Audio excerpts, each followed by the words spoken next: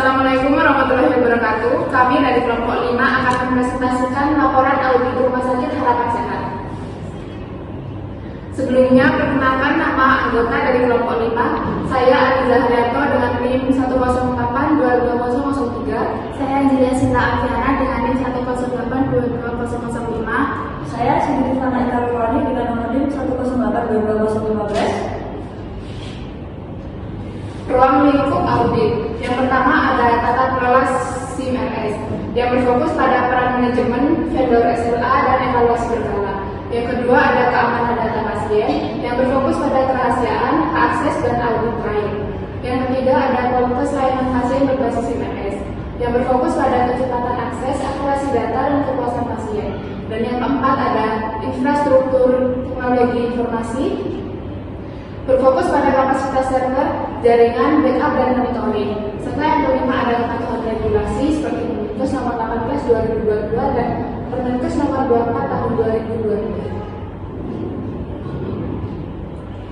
Metodologi yang digunakan yang pertama ada wawancara, manajemen rumah sakit, staf IT, petugas serta medis dan pasien.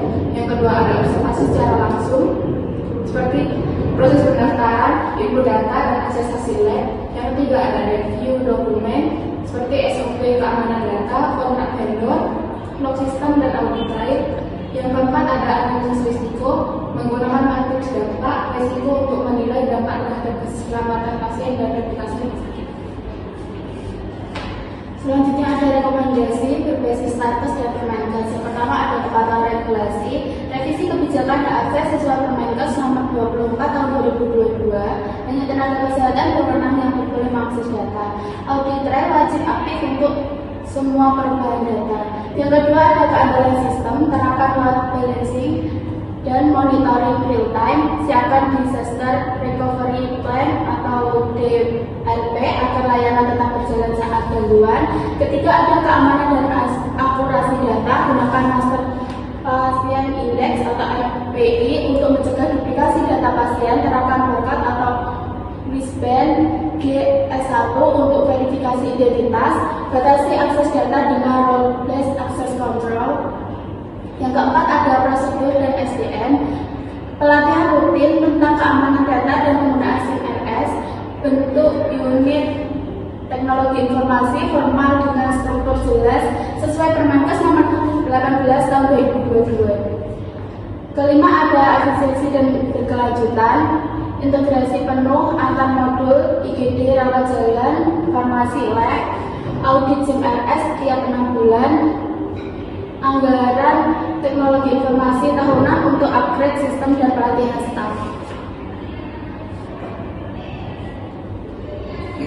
Tiga masalah atau kelemahan signifikan.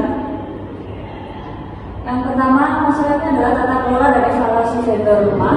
Penyebabnya adalah tidak ada SLA jelas, evaluasi vendor jarang dilakukan. Risikonya adalah sistem tidak berkembang, risiko dominan dan kurang. Yang kedua ada keamanan data pasien kurang yang disebabkan oleh akses tidak dibatasi, audit trail tidak aktif, yang berisiko kebocoran data, pelanggaran privasi, dan tuntutan hukum.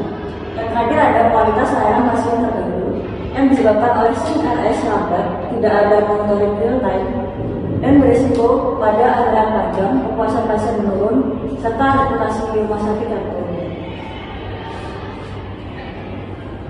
Kesimpulannya adalah audit pada rumah sakit harapan sehat menunjukkan adanya kelemahan utama pada tata kelola, keamanan data, dan kualitas layanan pasien. Tata kelola SIM-RS belum optimal karena tidak ada evaluasi vendor dan SLA yang jelas, sementara keamanan data pasien masih lemah akibat akses Google dan audit trial yang belum aktif. Selain itu, kualitas layanan pasien terganggu karena sistem SIM-RS lambat dan tidak memiliki monitoring real time. Permasalahan ini menimbulkan risiko besar terhadap keselamatan pasien dan reputasi rumah sakit.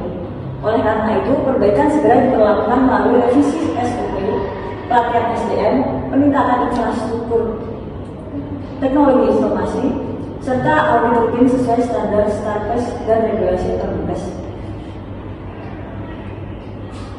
Sekian presentasi dari kelompok kami. Kurang